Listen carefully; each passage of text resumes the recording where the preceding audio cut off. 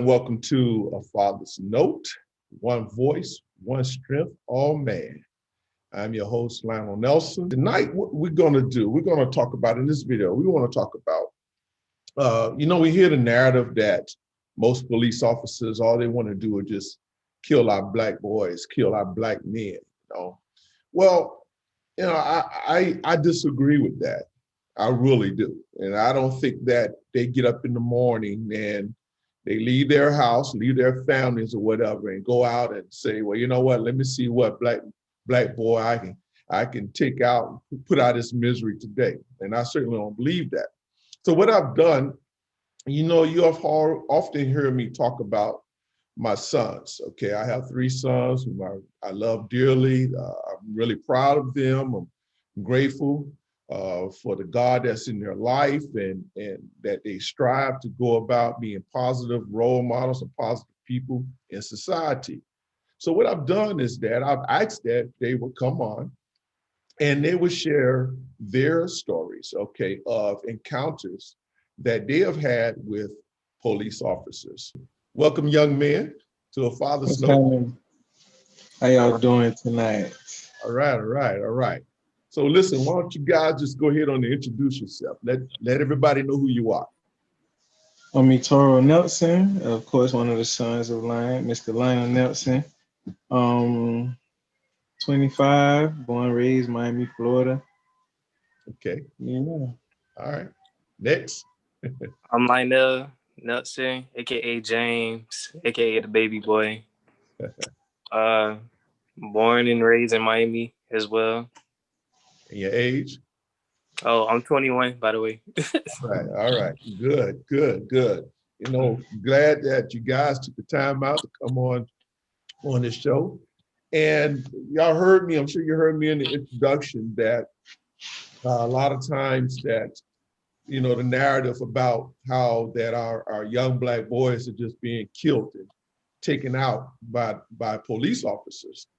But what I would like to do is to let our audience know that through your example, that there is a way that you can conduct yourself, carry yourself. There is a way, there is process and things and a mindset that you can do or apply that will allow you to come home, even no matter how conflicting that the situation or the encounter may be with that officer at the time.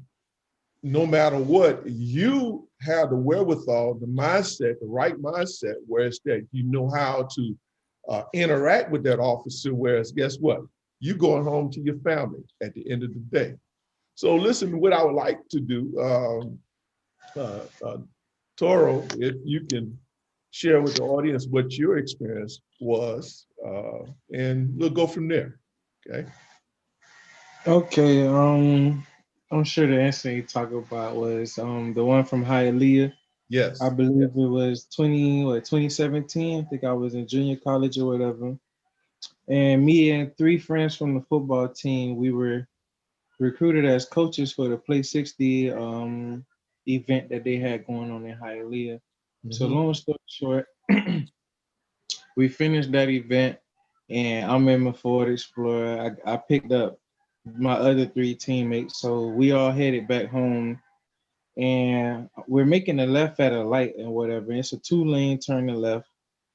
Long story short, again, we ended up trading paint. I think he ended up cutting me off. Somehow we ended up just hitting each other. So it wasn't no big mess or nothing. So I ended You up and another vehicle end up making contact. a little small, barely traded paint or whatever. So right. Before I pulled over, he was on the side or whatnot. And I'm the type of person I don't like to block the main ways, especially if it's not that serious. If a car can get off the main way, get off the main way. It's just easier. So I'm getting ready to make the next right. The guy tries to run me off the road. So immediately in my head, I don't even want to stop for you no more. Let me get somewhere where I'm safe, where I know somebody know me, and then we could talk, Right. So I head for the dorms where everybody at. So before I could get to the dorms, I missed my turn going so fast, really, and ended up in a roadblock necessarily. I guess the swap shop had just been robbed. So they had the helicopters out there, they had the K9s. It was at least 11 cop cars out there or whatnot. And it just so happened I ended up running smack dead, not crashing, but I ended up running into that blockage. So I had to stop, get With out. a police officer pretty much had the road Yeah. blocked off. Yes, And you yes, ended yes. up in coming into their presence within their Yep, perimeter. on that same street. I'm headed down that same street. Now, mind you, nobody can pass, so everybody that's going that way gotta turn, technically turn around. Right. So they see what's going on, guy chasing me or whatnot. I'm speeding, we both speeding. So before we could really get out the car, they ended up drawing weapons or whatever. They pull us all out the car, tell us get on the ground. I didn't have AC, so I had my shirt off, just trying to stay cool. It's Miami. So I'm like, the ground hot officer, is there any way I could get up? And they like, no, you gotta lay on the ground. So yeah, chest burning in handcuffs. They did have guns pointed at us, but to me, and my first instinct, I guess, we already knew to just comply, just be quiet, just wait, be respectful, be mannerable. That's just what we was taught, and it got our family members home. We don't have no dead kin, especially to that. So, we luckily the people I had in the truck with me knew the same thing. So we all Okay. complied, we were mannerable, we stayed quiet, unless spoken to, and when we were spoken to, we answered. Because we knew we did nothing wrong. So Right. now it was a matter of, all right, let's talk this one through so we could get up out of here. Ain't even no point to be mad because we know we did nothing wrong too. Uh-huh. So that lasted about 30, 40 minutes or whatever. And what started as a hostile encounter because of how we talked, because of how we weren't aggressive with them at all. They ended up just talking. We all just sat in separate cars. They start with the roughness, really. Matter of fact, the one cop that had me in the car, I told her my cuff was too tight. She loosened them. She cut the AC on for me and said, "Hey, honey, are you comfortable? You okay back here?" I said, "Yes, ma'am." She said, "Okay, we just gonna sort everything out. I'm pretty sure y'all gonna be on your way out of here soon." I'm like, "All right." Then on the way home, that's later when we found out that they were there because of a robbery. And of course, the officer gonna say, "Yo, you guys fit the description," but Mm-hmm. what is the description really? We Well, know that it's was the simple whole reason why they stopped you all, because they thought you guys fitted the fit the description description. of the robbers. True. Correct. Correct, correct, correct, correct. So like I said, what started as a hostile encounter died down because neither one of us kept a temper. Neither one of us tried to fuss our point across. I'll put it that way. We didn't argue. If Mm-hmm. it wasn't time to talk, it just wasn't time to talk, and we just waited until someone asked us what happened. We weren't Mm-hmm. fussing, we weren't pointing the fingers, trying to demand them that they take in custody of the car behind us and leave us alone. We all just waited, and I appreciate my other three friends for that for sure, Sure. because just it takes just one. Right. It takes just one, and we could have been held overnight, literally just overnight because I traded paint with somebody. Mm-hmm. But if you So had, that's but if any one of you, I think what I'm hearing you saying that if any one of you had conducted yourself in any aggressive manner, that the situation would have been different.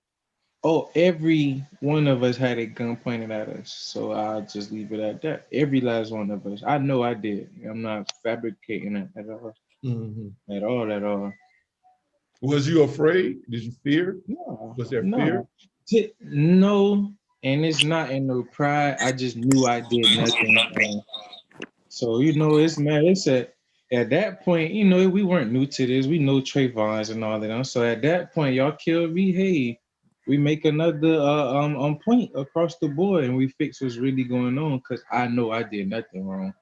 Okay. Me fleeing from this car in your eyes is me really going somewhere safe. I don't know this dude, and the way he Right. just tried to run me off the car, I don't want to even talk to him.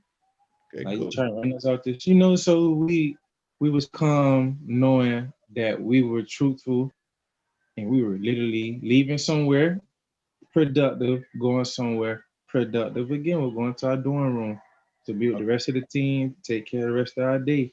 Right, right. Okay, cool, cool. Well, appreciate that. We'll come back to you because I do have some questions I'd like to ask you guys. So, Okay. Mr. James, let us know about your experience. Tell us about your experience. All right, so the one experience I did have with the police, um, I think it was around the holidays last year, 2019, same place, Hialeah. Um, I say like around 11 or something. I had two of my homies. One of them I was dropping back off to school, FIU, Mm-hmm. and so dropped them off, stayed there for a couple of hours, and left pretty late. So it was me and my homie who stayed by me. We I could say it was around like 3:40 or something. Finally get pulled over. A.M. A.M. in Yeah, the morning, right? 3:40 a.m. in the Okay, morning. It okay. was pretty late. I was just trying to get home too. Um One of them pulled me over, and they said it's because of the tag light. My tag light was out, and Mm-hmm. so it looked like I didn't have a tag at all. But it was that he pulled me over for that, and the fact that my car smelled like weed as well. Mm-hmm. Um, Just a he double whammy. Yeah, it was a lot. It was a lot going on, but the officer, he was pretty nice to me, and I was nice to him as well. Like I didn't argue with him. I didn't say nothing. I just listened. I complied. Mm-hmm. So as he was speaking, they took my license Okay. and scanned it. Come to find out, my license was suspended, and I didn't know, and it was because of my insurance. Mm-hmm. So the insurance suspended my license. So they ended up taking my license and my tag plate. Now, Okay. what the officer explained was that he could have done a DUI, and I could have went to jail that night. But he had so much grace and so much mercy on me, and I thank God for that. He didn't do the DUI. He just wrote me up for the suspended license. Took the tag plate and my license, and I had to leave the car there Right. till the next morning. And they also too, my homie didn't have on his seatbelt, and he had on a hoodie, and didn't have his wallet with him, so he didn't have his ID. Right. So a lot could have gone down. Like it could have went the other way for me. And I ain't gonna lie, true indeed, I was pissed because I'm like, bro, what are you doing without, your ID? Right. And I ain't even realized he ain't having the seatbelt. Wow. So it's like, a lot going in my head. But everything went smoothly. The officer didn't, they didn't take me to jail. They didn't point their guns at me, nothing. And Mm-hmm. everything worked out pretty fine in the end. Better than what it could have gone. What do you Mhm. think made the difference? Well, you think that, Um,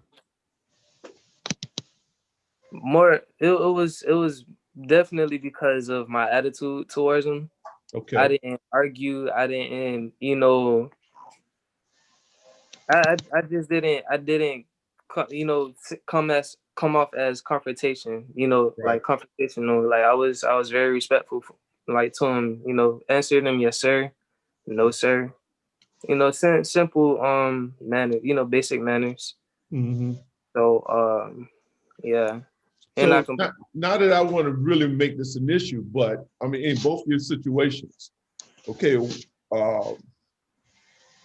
were they black? Were they Hispanic? Were they white? My officer I dealt with was black. Okay, he was black. Okay, all right. Was now when he first stopped you, was he aggressive in the beginning?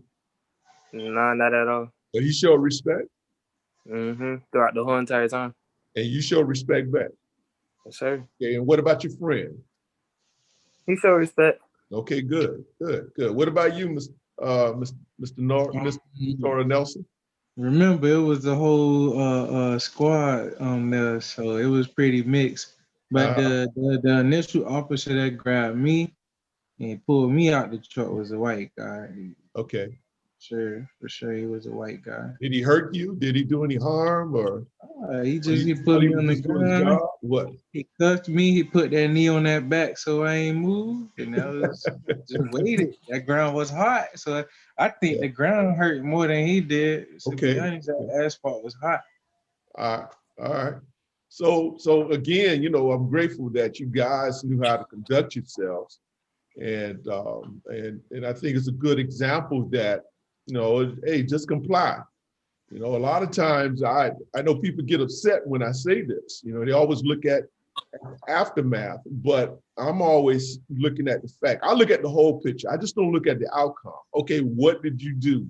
What was done that got you in that situation? Whereas that you have to take some responsibility, and I'm glad that both of you took responsibility, but you took their responsibility in the right way. Okay, and I'm grateful. I am so grateful that you guys did, because guess what? Both of you came back home to your family. And I'm sure there's no doubt, being a police officer, and I'm not here trying to be apologetic or anything for them, but they have a very, very, very tough and thankless job to do at times, But at the same time, even though, a lot of people have conflicts with them, but can you imagine what our communities would be like without them? Just think about that. But at the same time, they do have a responsibility. I know that, and those as well, we do have police officers who, yeah, they need some work, but I always look at the heart. It's what they contain in their heart, possess in their heart, but I'm grateful that you guys made it out. And so let me ask you this, if you can, what advice would you share with, or like to share with other young men such as yourself, who come in, who may have an encounter with a police officer? My advice would be, I mean, like, it's a lot you could say, but I want to keep it simple. So my advice would be, don't be too prideful in that situation. Don't let pride, don't let pride kill you. For real. For real. You be on a shirt all tough, but you on a shirt, you know? So, and then too, like, you're important to your family. Like, that's the only thing should be running through your mind. If it's even in a situation, if you're in that situation, you're important to your family. Like, we all got family we're attached to, so that encourage you to comply, to keep being respectful. Like, it's not for the officer, it ain't for me, but I gotta be home. Like, I got a sister and brother. They know I'm coming home, and me fussing with you, that's interfering right now. It's good. What about you, James? I could pretty much say the same thing, because pride will kill you, like literally. You think And that's a conflict with a lot of these guys? Yeah, yeah, I understand them. yeah. You know what? I ain't gonna even cut you off, Jane. I'm gonna just make it quick. I could throw that in because it was a time in Oklahoma. I'm gonna make this story so quick. All right. In Oklahoma, I'm picking up Giovanni. It's like 11 and I'm going to pick up from Pizza Hut. And I what the officer thought was reckless driving, I got over because a car turned right in front of me. So I got over into the next lane, no point of braking or hitting the horn. I just got over and I kept going. So the officer U-turns literally mid intersection, and I see him in my rearview mirror. And when he did that, I honestly just thought, "Why are you picking on me?" So with that emotion in my head, I shot into the O'Reillys before he could even hit the lights. I pulled over into the O'Reillys, and there he comes following right behind me. And I Mhm. like flung my door open and whatnot. And I like shoved my hands out the door. Like I'm just showing them my hands, like, yeah, I'm not armed. But I'm doing it, aggressively. Like I'm being smart aleck with it. Got my hands out or whatever. So the officer comes up to the car. He was like, why I pulled you over with an attitude. I'm like, no, I don't. I ain't do nothing, stuff like that, or whatever. So he's trying to talk and I'm cutting him off. Like, Right. like you ain't even have just constantly cutting him off. And you know what? They took that right hand and he reached back and he grabbed them handcuffs and just right there, I knew it. What if he put these handcuffs on me? I cannot pick up Giovanni from work. Right. Period. Now she gotta find another way to come get the car because he gonna have the keys and the car. She gotta find a way to come get the car and get home and figure out what she finna do about my jail situation because that's what Right. people who love you do. And Right. he's just gonna leave you in that ride. So he did that. I said, officer, let's start over. I promised the guy. I said, officer, let's start over. What made me hot was that he was trying to get me to go into his car. And from Miami, we don't know to do that. You don't gotta get me out my car Right. unless I'm doing a crime. If you ain't arresting me, I'm not getting in your car. Right. So literally, I had 3 seconds to choose. It was pride. Mhm. I had You three had seconds another to choose. incident though too, didn't you? You had another incident at one time. I think you had during the time when you tore your ACL or something like that, Achilles heel or something. Me? I tore my ACL. Oh, you talking about when I was riding with Quentin? Yeah. Oh yeah, that's another one. That's another one. Now Shout those out. officers were not too nice, were they? Nah, man, all I felt was the car just well, they were trying to put Quentin on the emblem for sure. And he didn't do nothing. He didn't do nothing. What happened was, and I'll make this one quick too. Okay, so me and Quentin were riding. I got a torn ACL, so I'm in the back seat, stretched out across the seat. Quentin, we're not speeding, literally. I think it might have been a brake light. That's what he Uh-huh. pulled us for at first, right? So Quentin, roll down the window. How you doing, officer? What did I do wrong? Being real polite. Quentin don't play just like us too.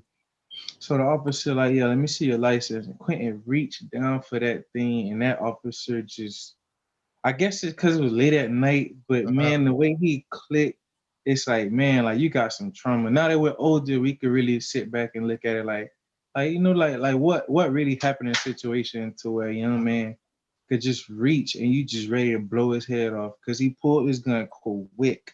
Right. I'm talking about quick draw McGraw. He pulled it. Get out the car. Get out the car. Quentin, like, he startled right now. Like, I ain't do nothing. Like, I'm getting my wallet.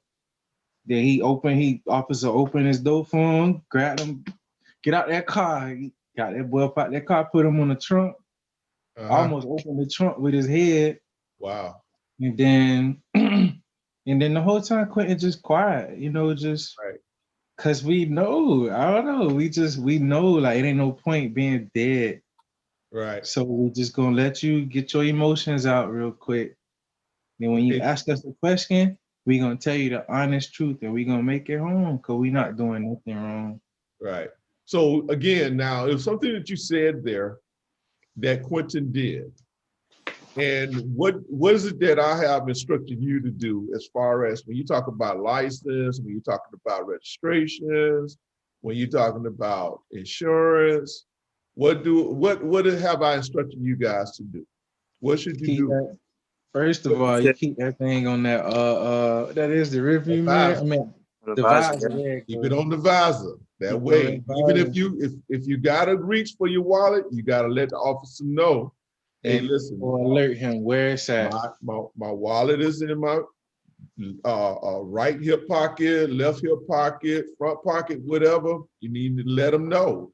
That way you can avoid that conflict. Okay, but I think that's great. Again, though, okay, 3 encounters, and That's I think this true. is important to acknowledge this. So here it is. You've had three encounters with the police officers. 2 Mhm. in Miami, 1 in Oklahoma when you was in college. Okay, but yet still you end up coming home.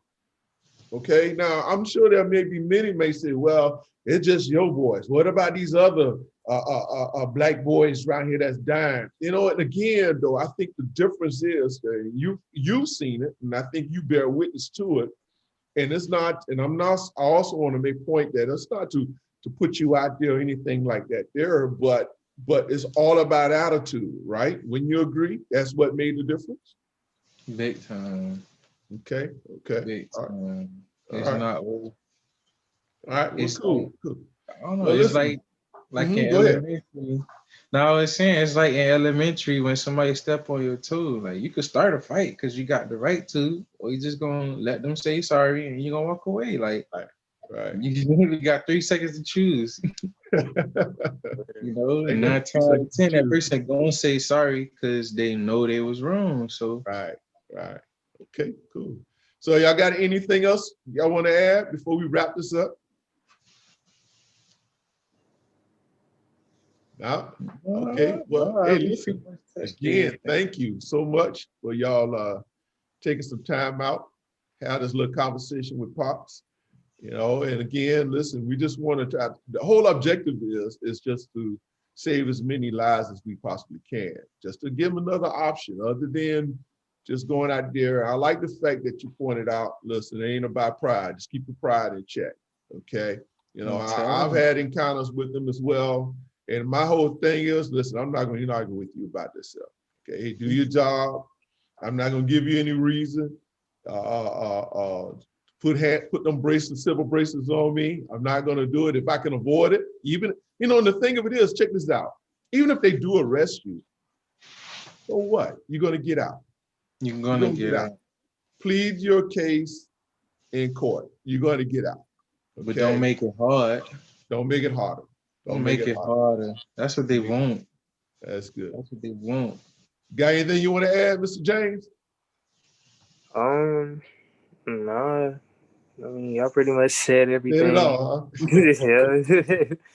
All right, then. Hey, but listen again. Listen to all my guests. Okay, look. You know what I can encourage you to do if you feel you need to. You have young men in your lives and your families. You know, share this video with them. Let them see. Hey, it's a way to do it now. You know, just stay polite. Just be polite.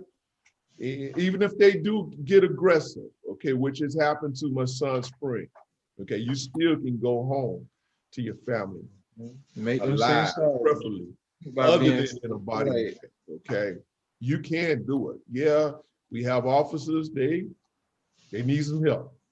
They need some help, but yet at the same time, though, it's important that we all make sure that we do our part so that we can go home to our families at the end of the day, okay? Our families need us. I keep hearing my son say that. Our families need us, okay? Yeah.